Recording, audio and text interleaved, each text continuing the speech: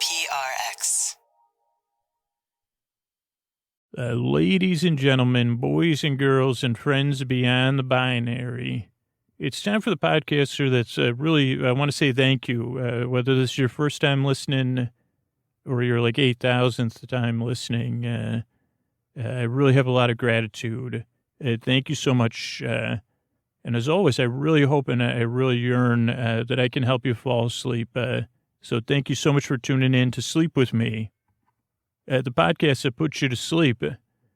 And if you're a regular listener, if you're new, this isn't super important. If you're a regular listener, if you could pay attention for just the next few minutes, either sit up in your bed or when your hand hits the fridge tomorrow, go to sleepwithmepodcast.com because this is the ways we keep the shows going. Hey, everybody, this is Scoots. We're coming up on the 10-year anniversary of making this show, 1,200 episodes, which is mind-blowing. And these are a couple listener favorites, episodes 700 and 703, where we look back at, episodes 500 to 599 and 600 to 699. So first, you'll be hearing these over the next month, spread out about 4 episodes. And it's a look back, and we re-released episode 500, I think, which looked back between episodes 1 and 500. I don't know how I fit that into one episode. There's also a thank you episode that's in the free archives, ad-supported archives you could check out. So, yeah, this is pretty cool. And if you want to see the show, go, gearing up, make the show for another 10 years, hopefully. I don't know if that's possible or not, but I'd love to have you join the show and be a part of helping us do that. Spread the word, support the show, just get in touch, use the connection contact page, or you fill out the survey at sleepwithmepodcast.com/sponsors. And we're going to have a lot of exciting stuff. And also, I don't know if you've ever checked out sleepwithmepodcast.com/QQ. That's for Question Corner. It has the common questions I ask, and you can post on the latest post and let me know your question, and I'll try to answer it there at sleepwithmepodcast.com/Question Corner. Thanks, everybody. Hey, everybody, it's Scoots. I'd love for you to consider becoming a patron. Sleepwithmepodcast.com/PATRON. Chloe recently became a patron and said, hey, it feels like I just joined a club full of people who totally get what we go through in the deep, dark night. Chloe pointed out the key thing, which is you have to set an alarm. It took a week of alarms. So set an alarm, set a reminder right now, write yourself a note and say, I want to join that club that makes, I love making Sleep With Me. I love being here for you on a regular basis. And one of the ways I'm able to do that, and all of the other people that work on this show, pour our hard work in this podcast because we love doing it. But it wouldn't be possible without the patrons like Chloe. So set an alarm. I would love to mention your name. Would you love to hear your name? Set an alarm right now. Set a reminder. Go ahead, pick up your phone. Set a reminder tomorrow, 8 a.m., we'll say. Go to sleepwithmepodcast.com/patron. Check out all the amazing things, all intro episodes, all night episodes, ad-free episodes, story-only episodes, all intro episodes, subscriber summer bonuses, exclusive episodes. But really, I want you to join this club because you already rely on Sleep With Me. But if you're in a financial position to support the show, set a reminder. Join us. Join Chloe and the rest of the patrons. I can't do it without you. I appreciate it so much. I'd love to talk about you here. So go ahead, go to sleepwithmepodcast.com/patron, sleepwithmepodcast.com/patron, and then send me a message and let me know. And let me know what time you set your alarm for. Did you use a note? Did you throw one of your pillows and block your door, leave in your bedroom? What was your strategy? And then what day did you take? And that's why I encourage people so much because, we're here to put people to sleep, later on with the story. But it couldn't do it. But it does take a lot of effort to get people, you know what I'm saying? So thanks, Chloe. And thanks, everybody else. Sleepwithmepodcast.com/patron.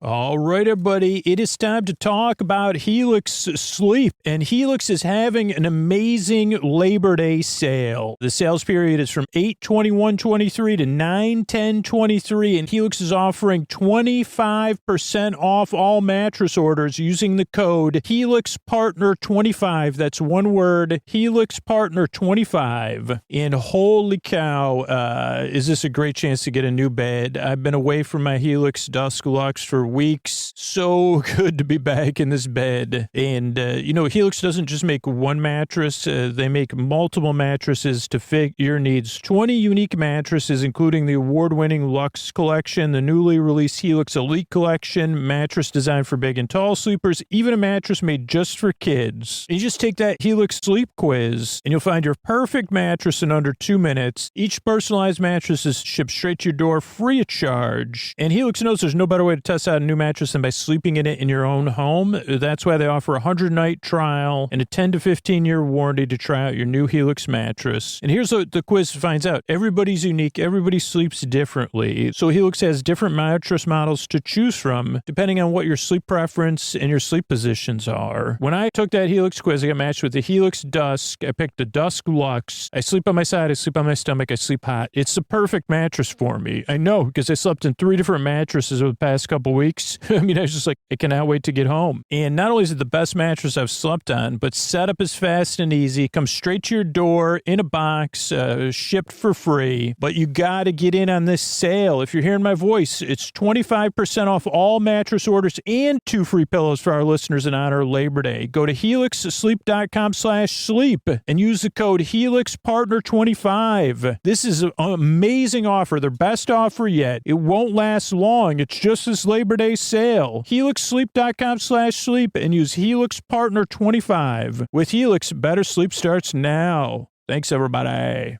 All right, everybody, it's time for the Sleepy Supporters on the one part of the podcast I need you to hear. It's where I pop my peas, if you please. I thank the listeners who supported the sponsors like Misha. Now, not only did Misha support Helix Sleep at helixsleep.com/sleep, Misha's going back. It was 3 years ago. Misha got a Helix Midnight Luxe, but they're in a position in a need for another mattress. So they said, hey, by the way, I'm taking a quiz again. They didn't tell me the situation, but hey, like, getting a second mattress at helixsleep.com/sleep. You know what? When you use our codes, that's how the sponsors know they're getting value from supporting the show. That's how we're able to be here for free. There's a lot of people. I love making the show, man. And there's so many people that aren't in a position to do the show. There's so much good when you do something like Misha did, or you spread the word about the podcast, you support the show on Patreon. There's so many people that benefit from that action. You would not believe it. And you would not believe how grateful they are because they say, hey, I count on that podcast just like you, but I can't support it. It's here for me on a regular basis. Maybe I'll spread the word. I love Sleep With Me, and I need it to fall asleep, or I count on it to fall asleep, or it makes me feel less alone in the deep, dark night. So when you do something like Misha did, let me know about it so I can say thank you, not just for me and the team of people that work on this show, but for all those other people, so you can really feel good about it, because you should, because we're so thankful, man. I could not be here without people like Misha, without Helix supporting the show. So thank you so much, Misha. If you support a sponsor, fill out the form, sleepwithmepodcast.com/sponsors, and let me know about it. Let them know about it. Thank you, Misha. Next part of Sleepy Supporter Zone is you getting the support you need right now. If you're having a tough time, you need extra resources, there's links in our show notes, including international resources. It's also about being a part of positive change, not just saying Black Lives Matter, not just saying stop AAPI hate, not just saying support Ukraine, but taking action and learning more and then taking action. So there's links to resources where you could do that in our show notes. We're supporting hygiene kits and the Amazon wish list and financial support for the Midnight Mission in Los Angeles. You can support the Trevor Project through Orlando Park Stop fundraisers link. Those are both in our show notes. So please take some action. You'll feel great about it because you'll be a part of these communities are like we're all a part of.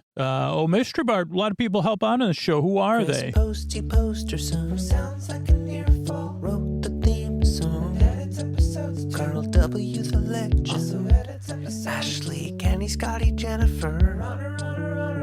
Eric and the team at Astound are on the website. I am the Mystery Bar. I do the lullabies, yeah. I do commissions at JonathanMann.net. I'll write a song for you. Any reason at all. You can tell me the story and I'll make it personal. You see the kindness shine straight on through when the listeners form their own Facebook group.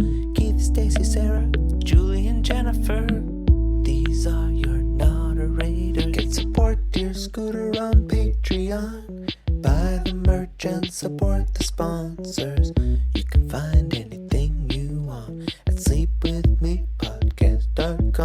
And we're so proud that we could dance. Rusty Biscuit, Lois, Anna like banana. Leah does the transcripts. Thanks, Mystery Bard. Don't forget, get your sleep phones, Sleep With Me branded sleep phones. Most comfortable way to listen to Sleep With Me. SleepWithMePodcast.com/sleep phones. SleepWithMePodcast.com/sleep phones. Use Sleep With Me to get $5 off your order. Thanks, everybody. Hey, are you up all night tossing, turning, mind racing, trouble getting to sleep, trouble staying to sleep? Well, welcome. This is Sleep With Me, the podcast that puts you to sleep. We do it with a bedtime story. All you need to do is get in bed, turn out the lights, and press play. I'm going to do the rest. What I'm going to attempt to do is create a safe place where you could set aside whatever's keeping you awake, whether it's thoughts, feelings, physical sensations, changes in time, temperature, routine, travel, whatever's keeping you awake. I'd like to take your mind off of that. I'm going to take this safe place. I'm going to move my hand in a counterclockwise position. Oh, no, that's clockwise position. It's actually a motion. I'm smoothing this safe place down. And now I'm going to go counterclockwise, which I could see is counterclockwise, and deruffle. And now I'm going to go, now I'm going to do some smoothing. Oh, and now I'm going to take my thumbs and my forefingers, and I'm going to pull this safe place taut, and then I'm going to pat it and say, hey, welcome to the safe place. I want you to feel treated. I'm glad you're here. It's important you're here, but it's also not super important. I mean, I want you to feel treated with dignity and respect. But this place is, not only is it safe, I want it to be, I don't know if I can make it devoid of pleasure. Devoid's a nice word. Maybe we could come back to that, devoid. It also rhymes with something from my childhood, so I'll cross my fingers on that. But I want it to be a place with low pressure, where you could say, okay, I'm relaxing here. And if you're new, here's what I'm going to do. I'm going to send my voice across the deep, dark night. I'm going to use lulling, soothing, creaky, dulcet tones and pointless meanders, extra tangents. I'm going to go off topic. I'm not going to make a lot of sense.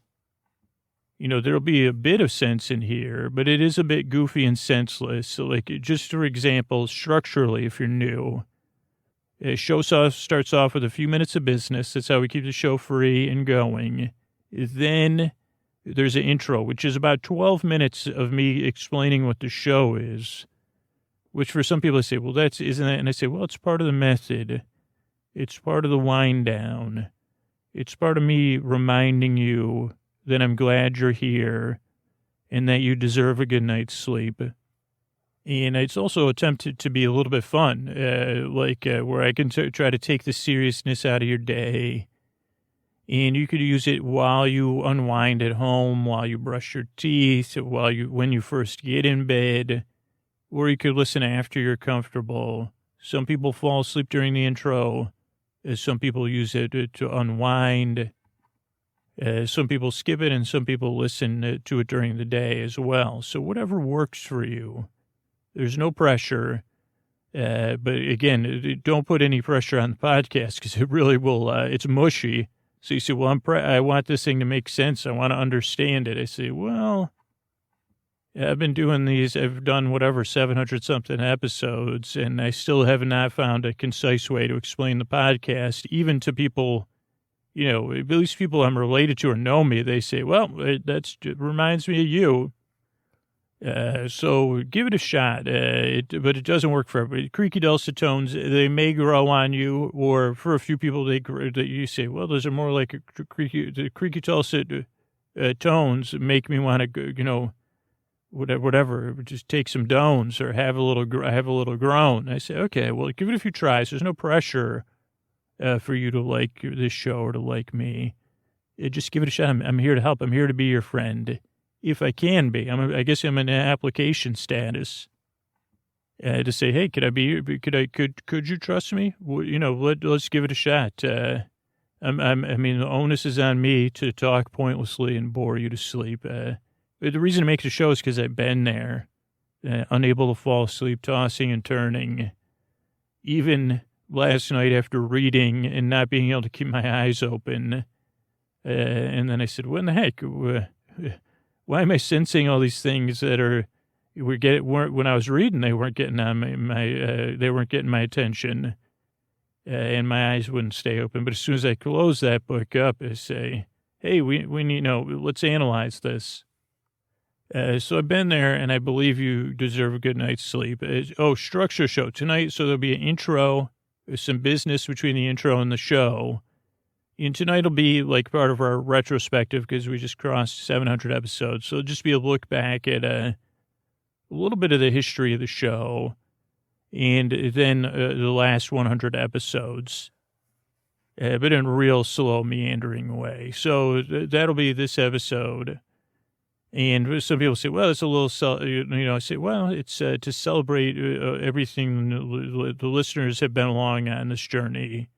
And it's also good bedtime story material. When I say, did I remember, what was that episode about? I remember that. Charles Dickens is the name.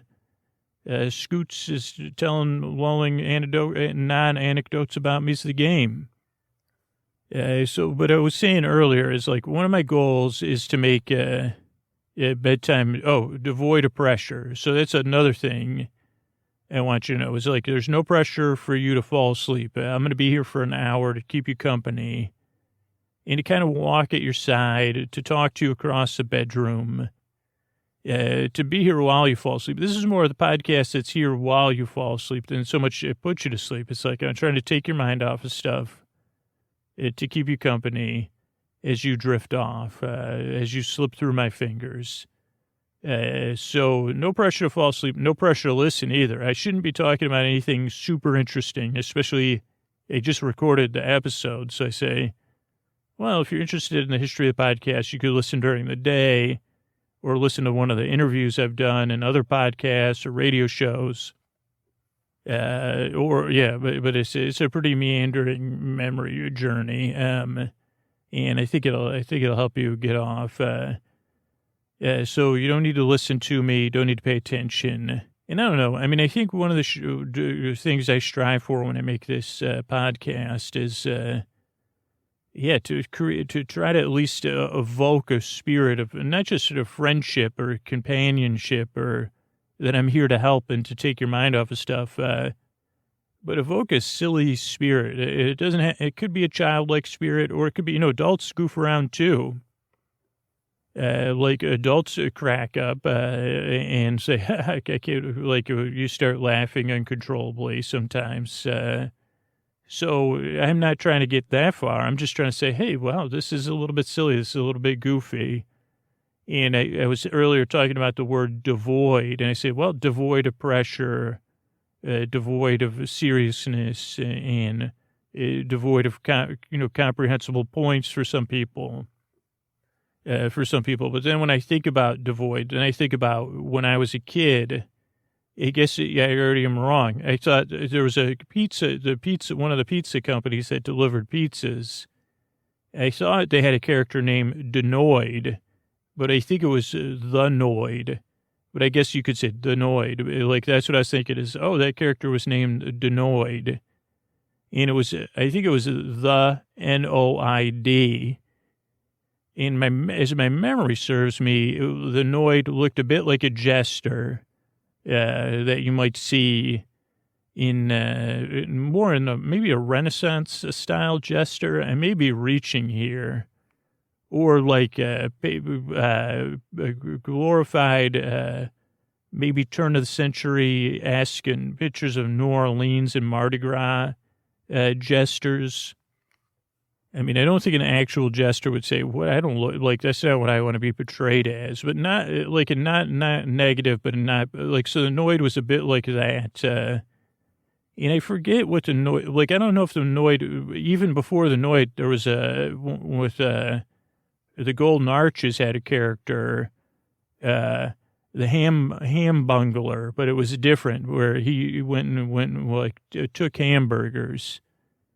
And I don't think but I think actually the Noid, if you took the real name of the ham bungler, I think that's what the Noid was. The Noid was like, what are those things called? the Noid was a bit of a pizza glitcher. Like I don't think he worked for the pizza company. Yeah, but what they said, I think it was an attempt at a mythologizing pizza delivery. They should have come out. I mean, if I had a time machine, I'd go to their company and say, hey, have a seat. Let me tell you how this is going to work. We're going to have a children's book, in a podcast. Maybe this could be a podcast episode, The History of the Noid. But the short version is, like, once upon a time, there was a great invention, pizza. Then there was a greater invention, delivering it to your homesteads and castles and such. But with all great things, with great power comes, stuff. And they said, out of the freaking miasma, whatever, came the Noids. This was just one particular, it was the Noid. So I don't know if it was the most famous Noid or a representative Noid, or there was only one. If there was only one, it was really busy. I guess they said, well, that's what you used to do. Now let's just put you on TV. And so I guess maybe they just said, maybe it was just one, like it was the Milwaukee Noid. And they said, well, you're the only one in existence, but we're going to pretend you exist everywhere. Sorry, I went off the mythology trend part.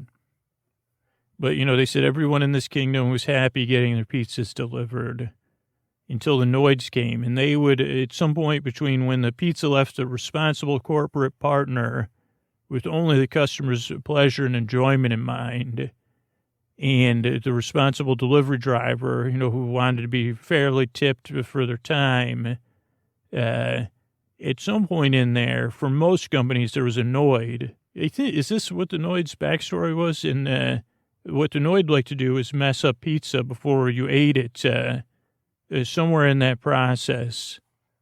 And then everyone was frowny-faced, and they said, what did I just spend $26 on? And then came a great and shining, whatever,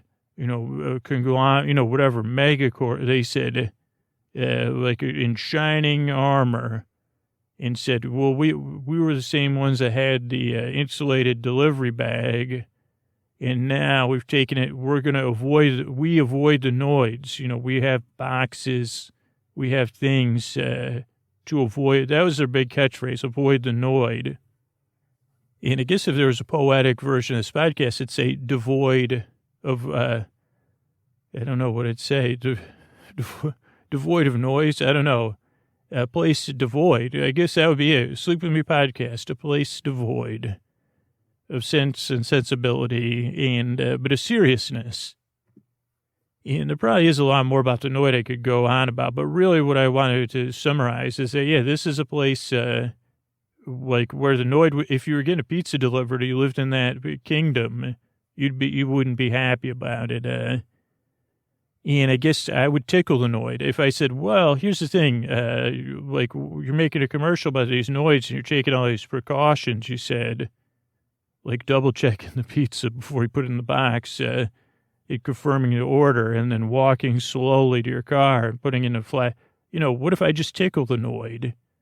And they said, wait a second, you mean we wouldn't have to double check our orders? Wouldn't have to drive and walk reasonably? Wouldn't have to make sure everything's on a flat surface?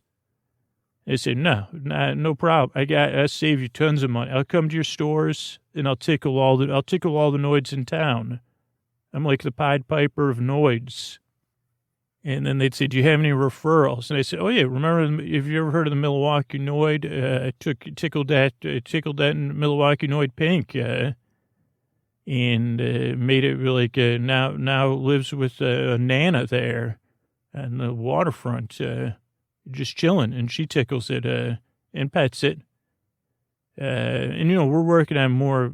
Anyway, it's a big project, but I'll tickle your Noids. Oh boy, never mind. But I'm here to make something like that. It's a bit silly, like that idea. Say, well, why? What if I just tickle the Noids? This is a little bit lighter version of that, where I just try to keep you company and barely make you smile. And I would posit, if you're new, were you picturing, you say, what is this Noid? This is a pizza jester. we have those where I come from. We call them pizza jesters. And I say, yeah, this was like a trademarkable name or something. I don't know. But maybe that could be a position. I would like to do that, be a pizza jester. I think so anyway, I'm here to be your sleepy pizza jester, and do a little bit of jesting, to try to, I don't think I have the power to make your evening devoid of seriousness, but maybe I could just lighten it a little bit. Maybe I could just make your shoulders unwind a little bit more, make that bed just a little bit, tuck you in there. Because as I said, I've been there. I appreciate you checking the show out. I appreciate you giving me your time. I work very hard on this show. It doesn't work for everybody, but give it a few tries. That's what everyone that listens says. But I really hope and I really yearn that I can help you fall asleep. So thanks again for checking the show out. And here's a couple ways we keep the show going.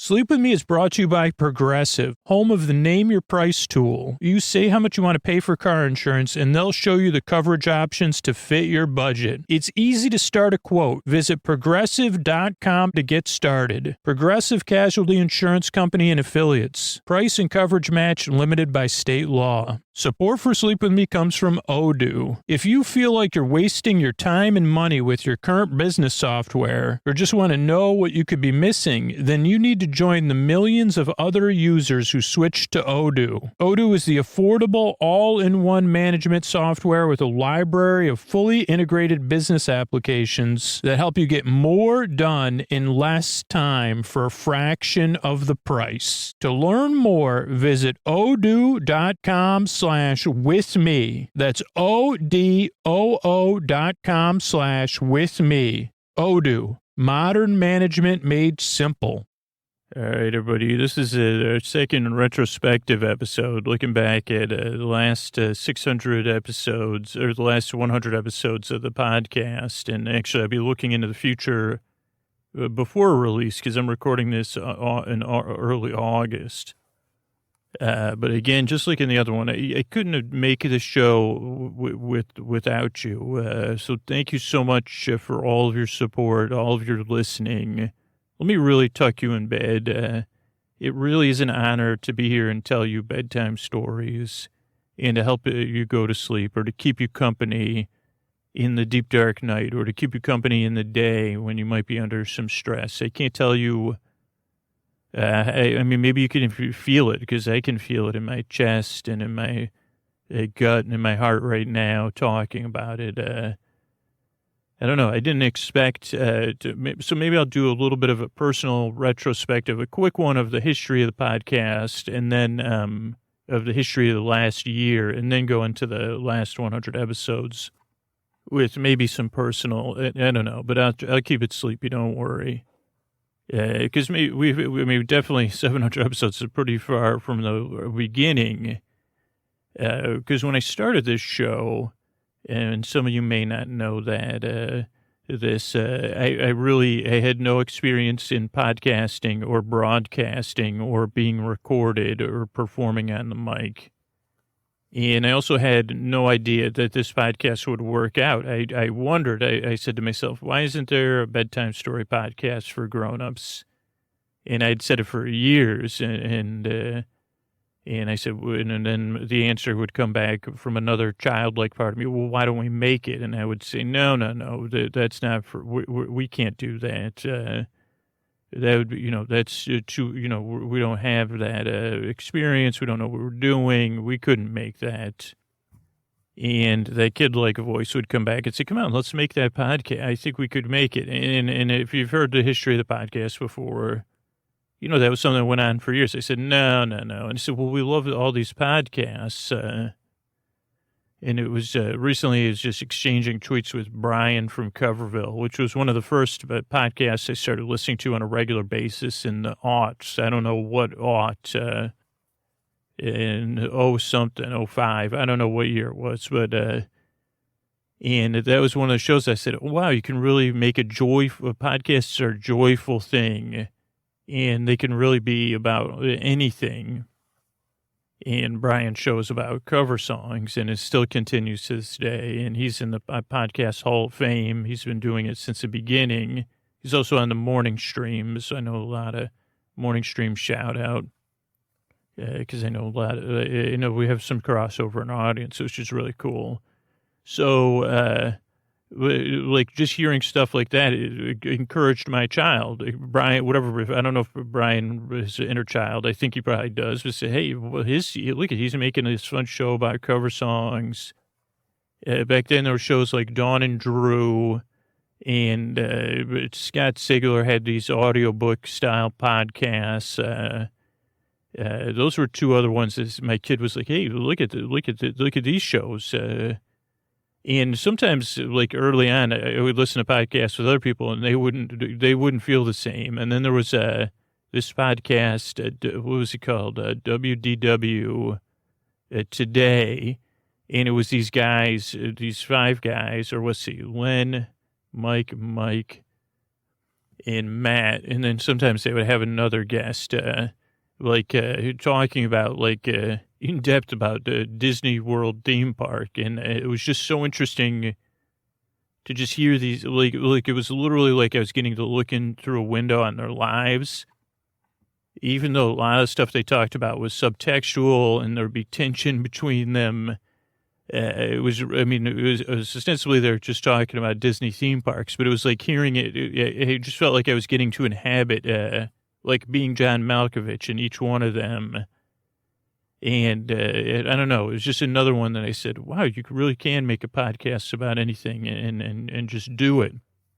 And at the time, I think the big podcast was Ricky Gervais's, like a repurposing of a radio show as a podcast or as a radio. I don't know. I never looked. I think I have looked into the history, but it was Stephen Merchant, Ricky Gervais, and Carl Pilkington. And I think that was Carl Pilkington's kind of a big debut in the world. And it's just another very funny, very different, especially from American radio. And again, my kid said, wow, look at all this stuff. And there's so much other stuff that I was listening to, but those are just a few examples. And I said, no. We and I kept putting that idea to bed and saying, not listening to that call. And then at some point I did listen to the call, and we'll skip over the years between them.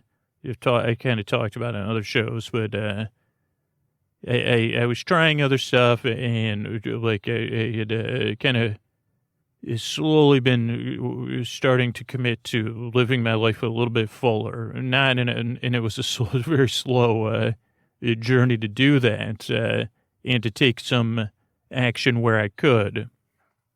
And there was a lot more backwards motion than forward motion, but there was still some forward motion. And then at some point, one of the things I was working on did not work out. And I remember, and I've talked about this in other places, I was on a bus during a transit strike where the trains weren't running. And so it was a very, very long bus ride with a lot of stops and a lot of people. Just because the trains were down and people were trying to get to work. It wasn't like a bus you would normally commute on. And this project kind of imploded with the other people I was collaborating with. And right at that point, I knew that project was done. I had time every week committed to that project. And this part of me said, hey, why don't you start that sleep podcast? Right. And I said, what? Yeah, where you were working on this other project. Just start to work on the sleep podcast. Just put it in there. And I said, okay. Yeah. And I said, just do it, because otherwise life's going to close up and you won't get a chance to do it. I think you should do it. And I said, okay. Yeah, let's do it. And so I did it. And I just started. Basically, it's a non-dramatic thing. I was looking on YouTube and the internet for how to make a podcast. I borrowed some equipment, and I said, let's just start trying to make this a bedtime story podcast for grown-ups. And let's start, from what I had learned on the internet and from listening to people that had been making podcasts. One was podcasts aren't a money-making thing. Two, it's very hard, especially when you have no, so I didn't have any expectation of that. And I said, well, it's very hard to get people to listen to podcasts, especially if you don't have an audience. So I said, okay, that's good, probably, those two things, because I don't know what I'm doing. And the consensus seemed to be that it took 3 years to get people, like, to build any kind of audience. So I said, okay, well, 2 to 3 years usually, but it definitely is 3 years is the consensus. But it's easier to say, okay, well, 2 to 3 years is a little more palatable. And then another consistent piece of advice, and not 100%, like this is a gray area, but a stronger is if you don't have an audience, releasing something on a consistent basis will help. That's better than just releasing it randomly. For me, it's like, and that worked. I said, okay, so have a deadline. And I did think about it when I was making the podcast. I said, well, if people are falling asleep, and if this podcast did work, and I was listening to it, I would want to know when it's coming out, and I would want it to be out then. And so that's something we've always kind of stuck to, is like really having a consistent schedule, even down to the time, unless there's a glitch that the episodes come out, which I think currently is 4 p.m. Pacific on Sundays and Wednesdays. And then what happened was I started making the podcast. I started putting it out, and I was learning. And you can listen to the kind of the content side and the lulling retrospective of the first 500 episodes. Because in that first 150 episodes was really where the current state of the podcast was born, from all the experimentation. Not so much in the content of the content, but in the creation of it, and saying what works, what's sustainable for the creation standpoint. And at some point in there, probably pretty early on, I settled on a 3-time-a-week schedule because I said, well, if I was listening to podcasts again, I would want it 5 nights a week if I relied on it to fall asleep. And I said, well, that's impossible. And he said, if I push really, really put a lot of work in, I can do it 3 times a week. And also there's a part of me in my mind that said, well, if it's at 3 times a week, maybe that'll be good for the audience. And then I said, okay, can I do that for 2 years? And that became my goal. That was my goal pretty early on, was like, can I make this podcast? Well, first it was like with the goal of making it for 2 years, but having points in between. To be like, can I make 2 episodes? Can I make 8 episodes? Can I make 20 episodes? Can I make 50 episodes? And I think when I got to 50, I was like, I'm definitely making this for 2 years. And that was like a bit of a, like, not having a little bit more, I think I maybe overcommitted. So that was tough because between 50 and, there was 250 episodes between episode 50 and 2 years. But I kept at it for 2 years. And at the end of 2 years, I said to myself, well, should we keep making this podcast? Yes, but is this sustainable? And the answer was no. It was just the podcast is like making a podcast like this is the equivalent of like at least a 2 or 3 person team. If each person's working like a normal work schedule of like 40 hours a week. And I was also working a job this whole time to pay my bills and keep and pay the bills of the podcast, which at the time were smaller because the podcast was smaller. But at the end of 2 years, I said, okay, well, we have an audience. And I think at the time, maybe at the end of 2 years, there was like 10,000 regular listeners, which is really, I was really grateful for that. And that was really something that said, okay, this podcast does have potential. And so then I forget if I committed for another year or 2. I think I said, okay. Well, I think I said, can I make this sustainable in a year? Like, otherwise I'll have to stop. I think that's what I decided. Maybe I said 2 more years to make it sustainable. I can't remember, but I said, okay, like, let's see if we could get it to a number of listeners where it's sustainable, like where it could sustain itself, which is at the time, I think this was more not prevailing logic or consensus, but more just internet opinion was like, oh, if you have 30 or 40,000 regular listeners, you could definitely pay for 1 or 2 full-time positions. And I did find out that for my podcast, that wasn't true because it puts people to sleep. So it makes it adds this extra hurdle of trying to pay the bills when people are asleep. But so I think I said by 3 years, if I be around that number, then maybe it'll be like then I can find a way to sustain it. And I think I'm not sure. My memory is not perfect, but I think around 3 years we're right around that number, like 40,000 regular listeners. But in there, I don't know if when in 3 years, we didn't really have any money. We didn't have any money coming in. We had a tiny bit of Amazon money coming in. Mostly I was still subsidizing. Well, no, mostly I was subsidizing the podcast with my free labor. And then any money I would have spent on myself or my leisure money.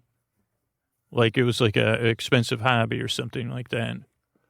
And at the end of 3 years, I think this was 3 years, but maybe this was 2 years. I don't know. I said, I don't think I can keep doing this. Like, it's just it's easy to do something like this for 2 or 3 years. So maybe I'm getting 2 or 3 years mixed up. But I said, I need help. I can't keep putting this show out 3 times a week. It's just not achievable. And so I was like, okay, well, what can I do to get help? And I think we tested it. We tested some sponsors in there at some point, and that didn't really take hold as a reliable source of money. And then at some point, we started the Patreon, and I said, okay, if I could bring in enough money to pay someone to do the first edit of the show, the editing, like after it's recorded, editing the episode, so it's pretty much ready to go. I mean, I would listen and make any changes. Like I said, maybe if I could get help and I could build a Patreon to pay for help with 1 episode a week and then 2 episodes a week with the goal of getting to 3 episodes a week. I said, I think I could keep going. And actually, like before the Patreon started, I started paying out of my pocket. I said, well, I found someone, Chris Posterson. I had heard his podcast. He had done the theme music for the show. I knew he was talented and capable.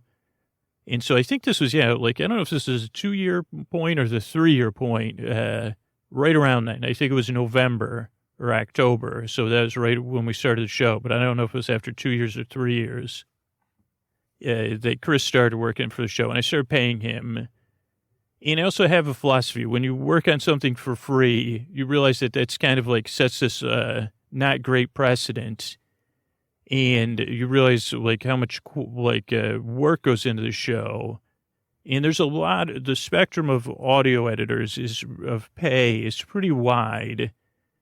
And I knew Chris's talent. And so we agreed on what I think. I mean, I would love to pay him a lot more money, but it was like I said, well, if I was doing this, how much would I want to get paid an hour?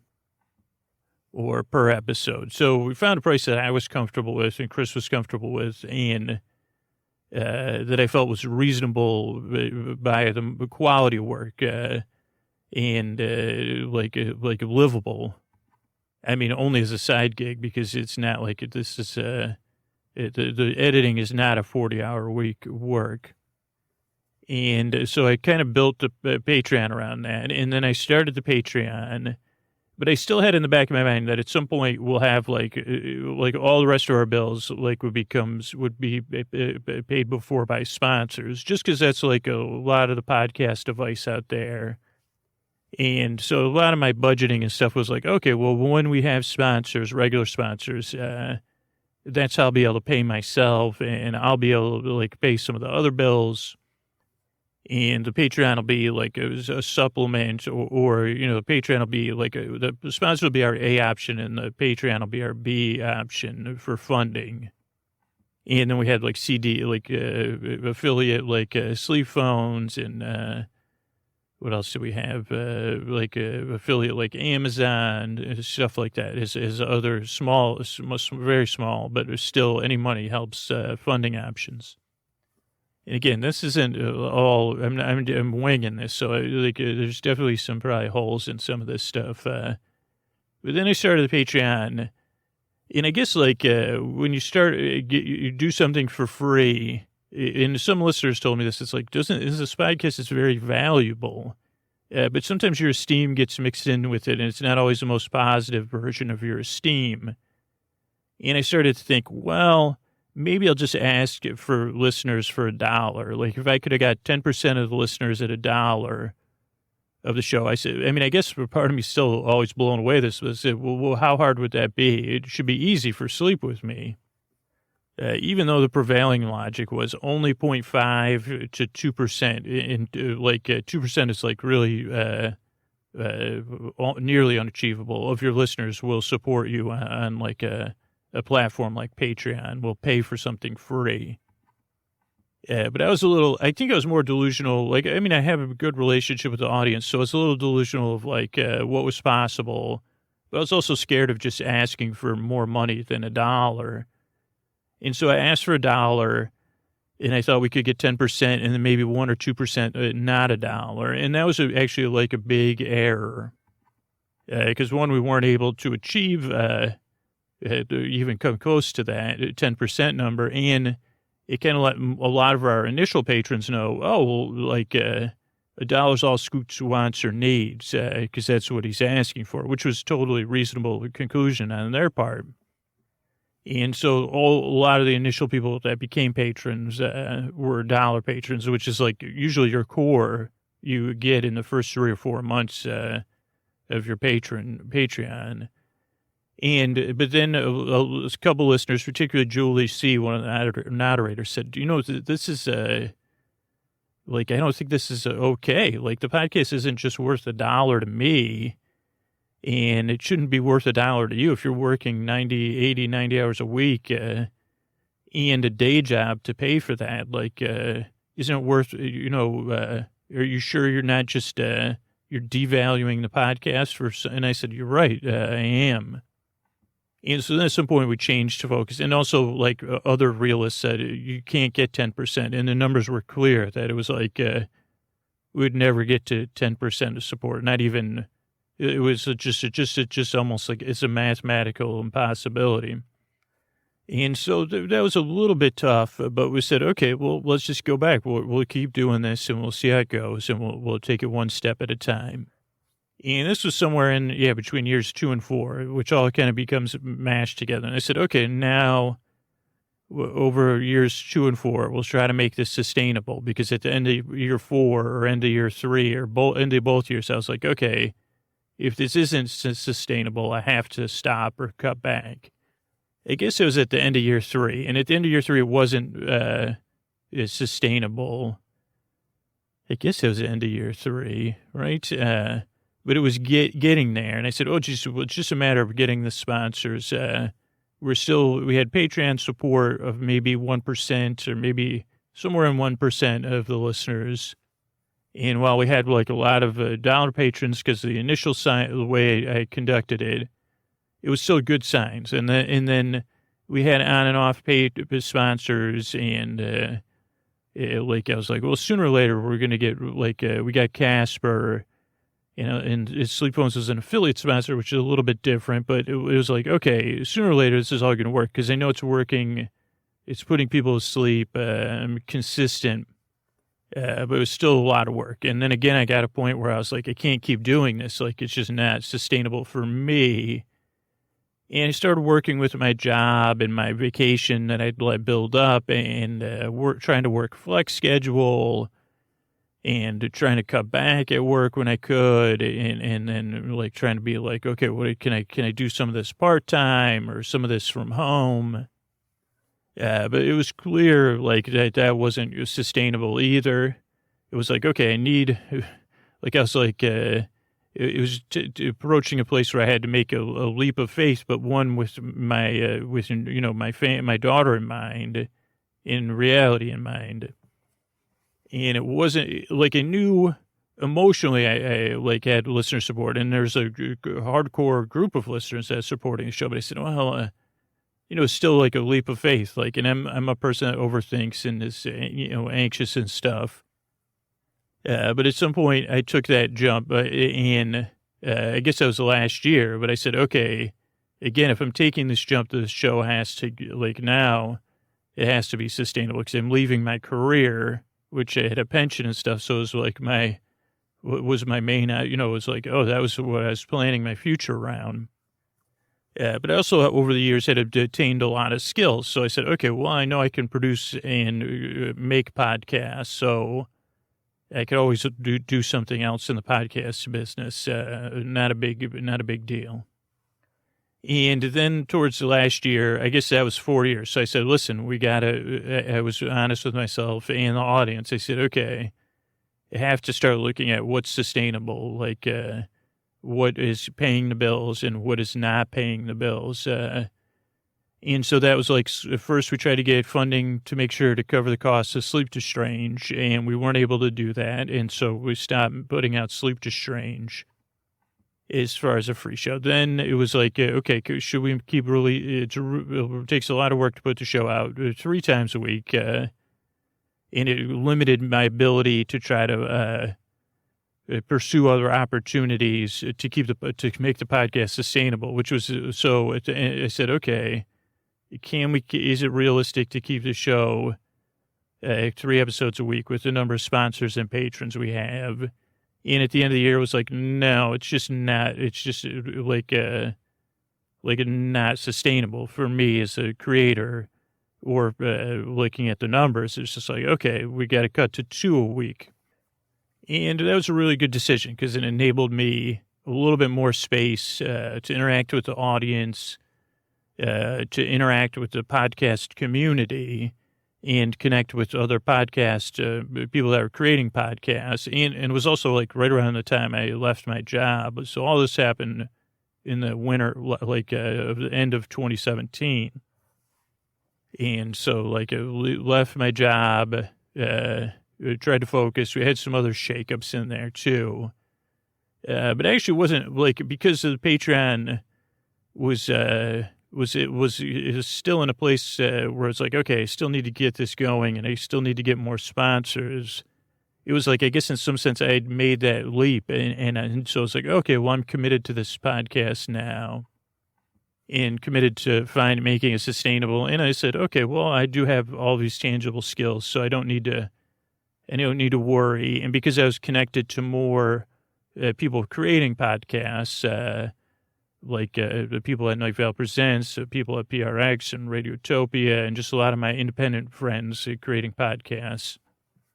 It was like I was able to get some, better advice and say, okay, well, I think I think we're going to be okay. And to be like, okay, 2018, let's just see how it goes again. And I guess like when you're listening to this, it might be further along. We still are in a like see how it goes kind of state. But things change faster now, a little bit faster. So it's like, okay, I think by the end of 2018, we'll be able to keep making 2 episodes a week, free episodes. And I'm pretty confident we are, but I like, we keep assessing things and saying, okay. I mean, the people that support the show, it's been amazing. And I think it's not an issue of people that don't want to support the show. It's just an issue of people falling asleep very fast, which is like, so podcast has kind of been a victim of its own effectiveness and success. And it's just like a overall apathy, like in general, like to say, well, if it's free, it's just a strange thing to pay for something that's free, or to not passively, we're kind of also taught to like passively consume advertising instead of being like, oh, Casper and Brooklyn and Sleep Phones are part of what they keep the show going. So it's just like, and then when you're already sleeping in bed, we've able to, like, the people are also great about word of mouth. So the show's been able to grow in that way. And I just learned so much about myself about that people are there to support you, listeners and other podcasters and friends and family, and that you can take these leaps, and it's okay to have doubt and to be a little nervous or AFRAID, because it is outside of your comfort zone. It is outside your comfort zone, but it says, okay, it's not an all or nothing thing either. You'll be able to find your way. And I can parent myself and say, I'm here to take care of you. It's okay to be afraid. Let me pat your back. we're going to do the best decision we can. And we made a good decision. We have a podcast with about 150,000 regular listeners.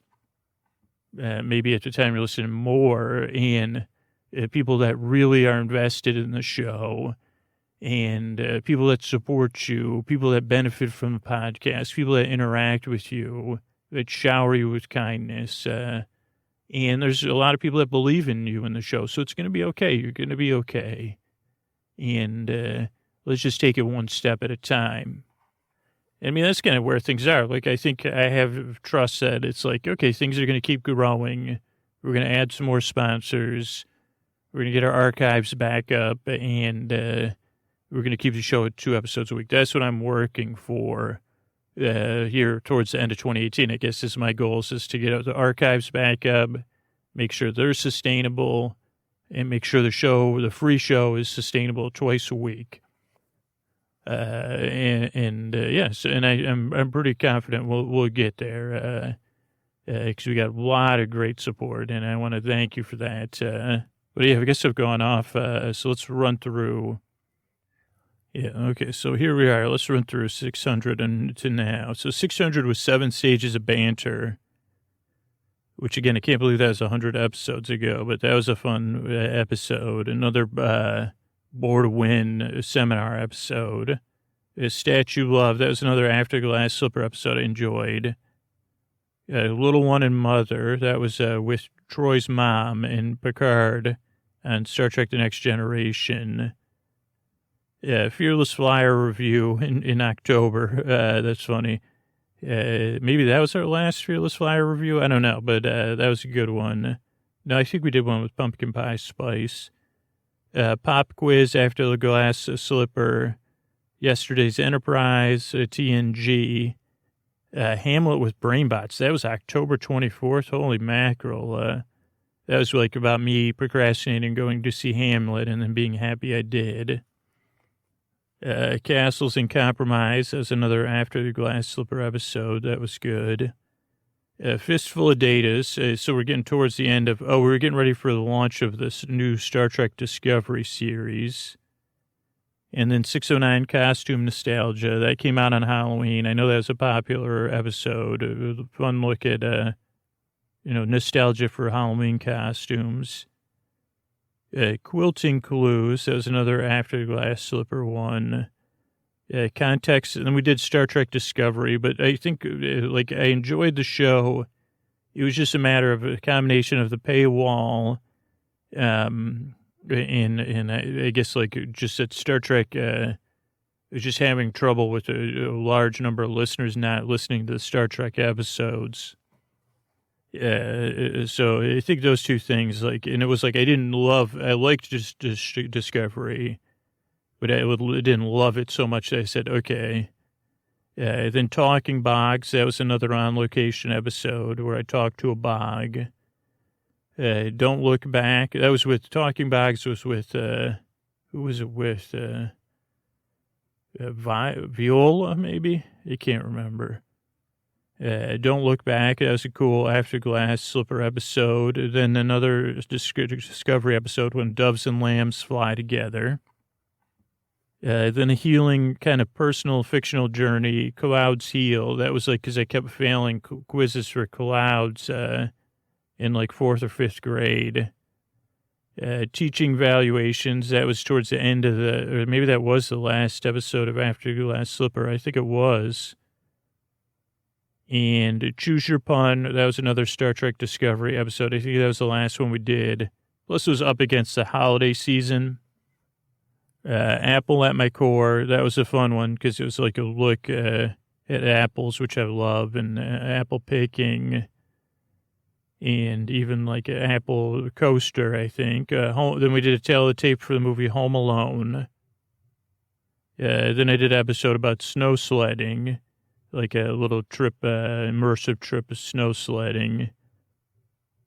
Then as the North Pole turns, that was a holiday series, a short holiday series, soap opera at the North Pole. Then we did Tale of the Tape for the movie Scrooged, which was, again, a fun one. And then Stormy Sheep, which is another As the North Pole Turns episode. Then we had our first Doctor Who episode with a visit from Charles Dickens, just because it was the holiday season. Then the Macy's Parade recap, Happy Pucks. That was like the best parade ever, just because of this guy. He was dressed as a puck. I think there's two of them, and they were dancing, and they were so happy. I still can see it. Then a holiday, like a Macy's, then As the North Pole Turns, another episode, Mellorama. Then National Lampoon's Christmas Vacation Tale, the tape. Then the two characters from other holiday episodes, the elf nobody knew and the Christmas tree that took a walk, went on a walk together. Then the just finale of As the North Pole Turns, North Pole Coco Square Dance. Then we had Peeping Leaves, which was a Leaf episode, where I talked about leaf peeping. Then on location episode from Stowe Lake, and this is when we moved to the twice a week schedule here. Then we started doing regular Doctor Who season 1. And that first episode was Rose. Then we interviewed Jenny, the new username generator. That's another creative high point for the podcast. I can't believe it was all the way in January. Then we had Lentils and Plastic Toys, which was a look back at both After Glass Slipper and I think that's what it was. And let's see, Jenny, the username generator. Yeah, and As the North Pole Turns, I think. Then I Feel Fine, another Doctor Who episode. Then Pitch and Curry and Moranis episode. I pitched them in a Hall & Oates musical. Still haven't heard anything from anybody about that. Then we kicked off our new series with Fairy Tale River Ride. That was a theme park series that never got a name, but it was about a young woman in a theme park. Then Friends in London, another Doctor Who episode. Then Food Pilgrimager, which was another, what is that called? Fearless Flyer episode. It was called Food Pilgrimager. Then another ride episode, Dark Side of the Pretzel from the theme park series. Doctor Who Once, Twice, Thrice a Doctor. Another good creative episode, Weathered Weather Vane. Another one I was happy with how it came out. I wanted to do a story about a weathered vane, and it, again, took some turns I didn't expect.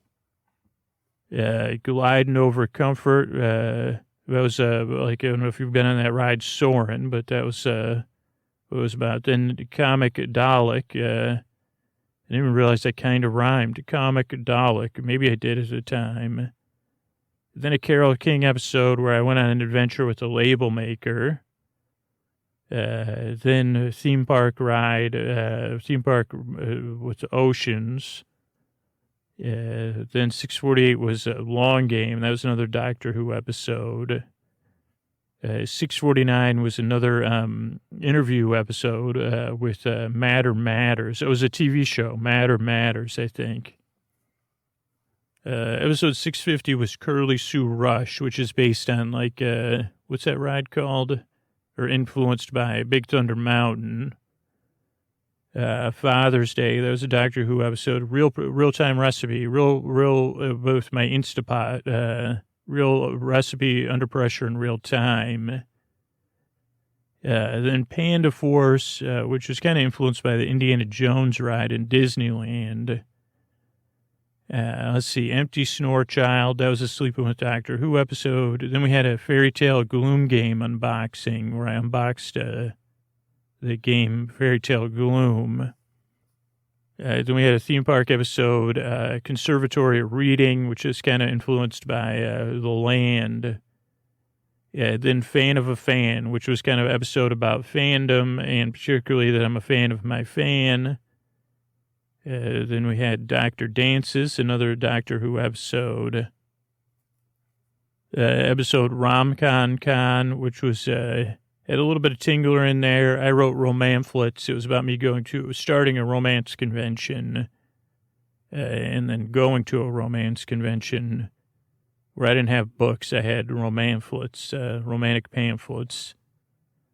Toy Town, that was about, what's that, Happy Little World, what's it called? A World of Journey. I don't know what that ride's called, where all the kids sing. The Small World, yeah, that's it, Small World. Thanks, Brain. Then Boomtown, another Doctor Who episode like really getting close to the end of that season.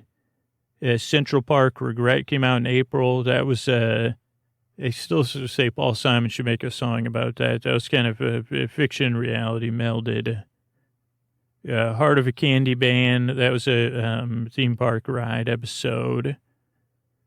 Bad Wolf, that was a great Doctor Who episode, one I really enjoyed.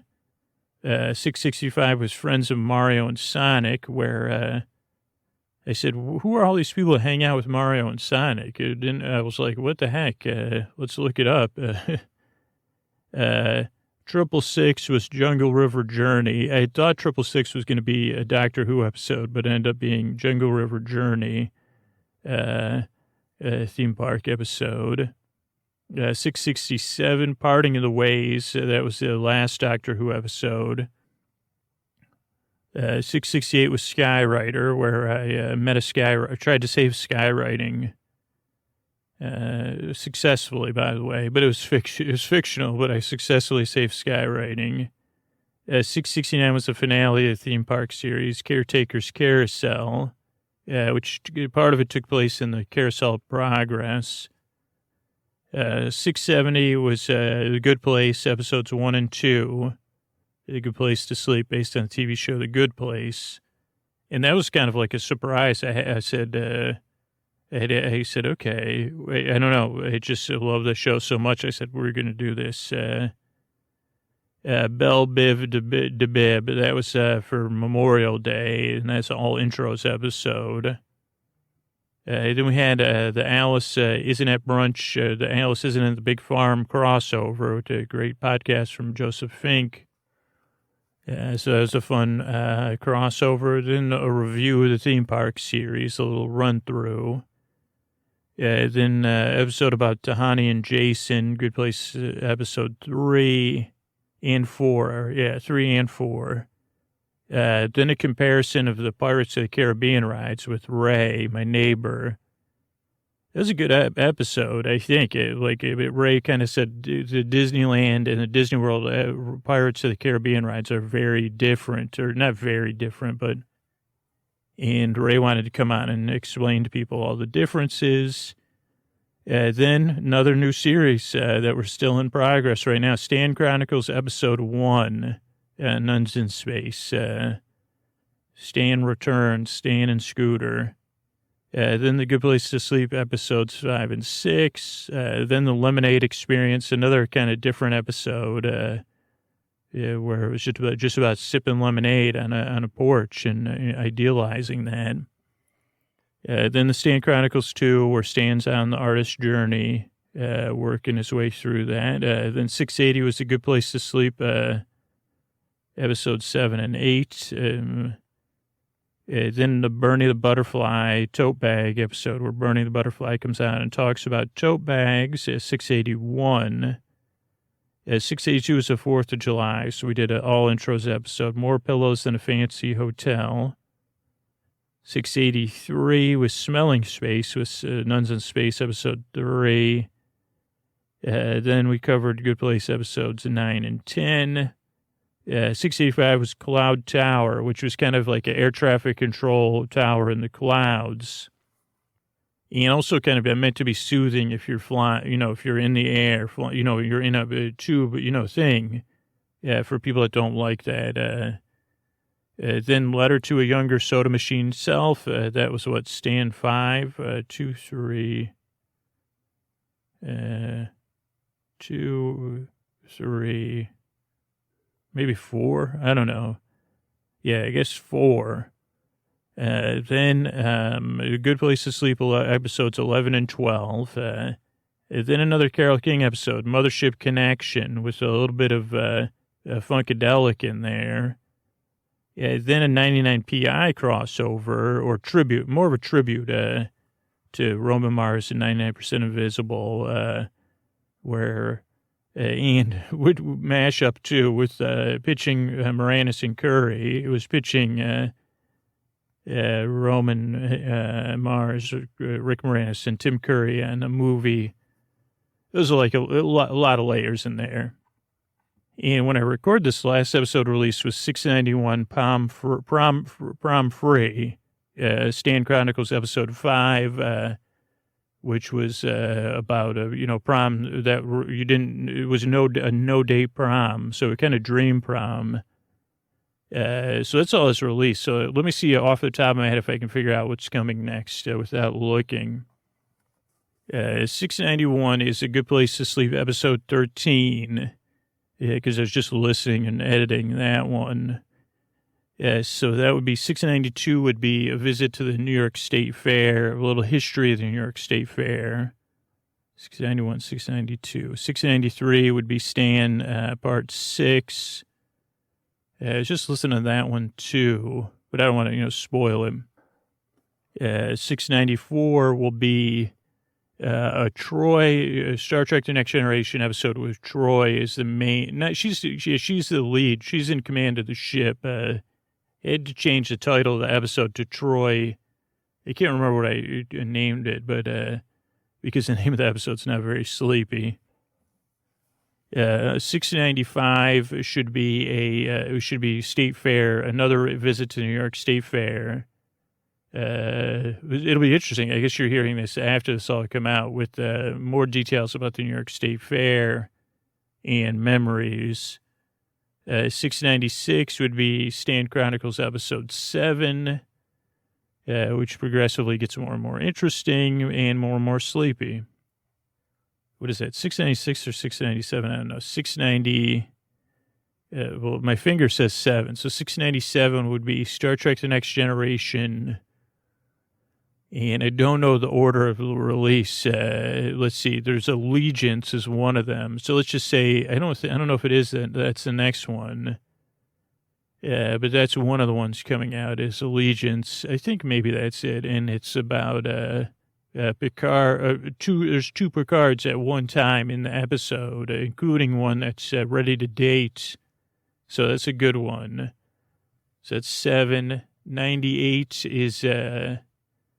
is that 98? So 7 would be 98. I think it's going to be a Tingler crossover. So anybody that's a Chuck Tingle fan will have the lulling, like it should be on Chuck's podcast, the Pounded podcast for grown-ups only, will be a grown-up version.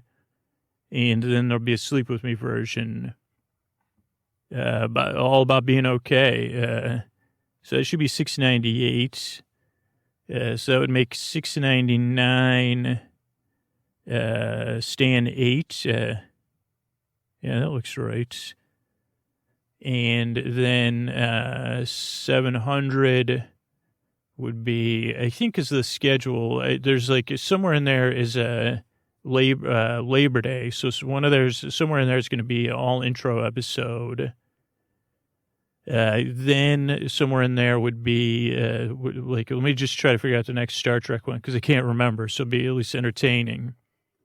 Like the Star Trek episode after that would be The First Duty with Wesley. But in between those, we did Allegiance because I record stuff so far ahead of time. Like I probably recorded this last week. It was so long ago. I did Allegiance. I just recorded The First Duty this week. So what was the other one? I honestly don't know. Then there'll be those retrospective episodes and the rest of the Nuns in Space episodes. And then also we'll be doing Good Place season premiere will be in there. So that's like what we have on tap. I wish I could remember that other Star Trek one. Like, who was the main character? Was it, there's another one with, that one's after the Wesley episode. There's like Moriarty one, but that's after it. Okay, you know what? I just remembered it. It was, it's one about, it's called Brothers, I think. It's about Data and Data's brother. That might even be before the Yeah, it is before the Wesley one. So it's about Data and Lore, and then two other, the B story is very short, but it's about two brothers on aboard the ship. And I really feel a sense of familyhood with all of you listeners. So thank you so much for being with me on this journey and supporting me on this journey and believing in me, because I believe you deserve a good night's sleep. That's why I make the show. I say it a lot, but I've been there. So thanks for the help keeping the show going. Or, thank you for just being rested and sleep and then putting positive energy out in the world. Thanks and good night. I want to thank Anya for the support on Venmo. Thanks, and good night. And I want to thank on Patreon our new patrons, Larissa, Lorraine, and Chris. Thank you, thanks, and good night. Trish, Nancy, and Jan. Thank you, thanks, and good night. Jordan, Morgan, and Carter. Thank you, thanks, and good night. Elizabeth, Sarah, and Stacy. Thank you, thanks, and good night. Jill, James, and Lauren. Thanks, and good night. Kat, Natasha, and Eric. Thank you, thanks, and good night. Ann, Caleb, and Chris. Thank you, thanks, and good night.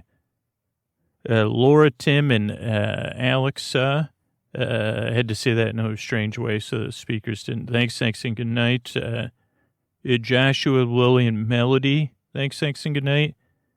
TJ, Yeki, and Kimberly. Thank you, thanks, and good night. Mickey, Jim, and Annie. Thanks, and good night. Mary, Maureen, and Hannah. Thank you, thanks, and good night.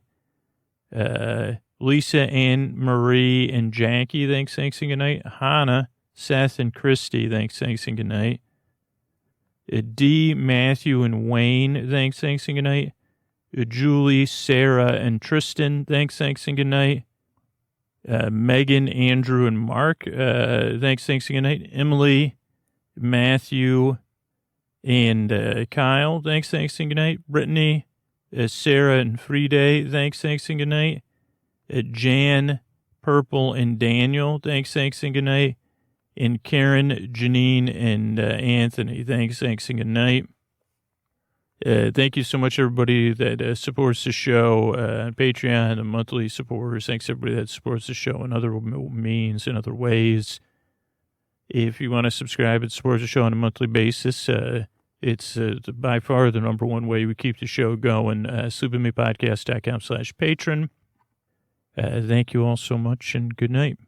Support for Sleep With Me comes from Odoo. If you feel like you're wasting your time and money with your current business software, or just want to know what you could be missing, then you need to join the millions of other users who switched to Odoo. Odoo is the affordable, all-in-one management software with a library of fully integrated business applications that help you get more done in less time for a fraction of the price. To learn more, visit odoo.com/with me. That's odoo.com/with me. Odoo, modern management made simple.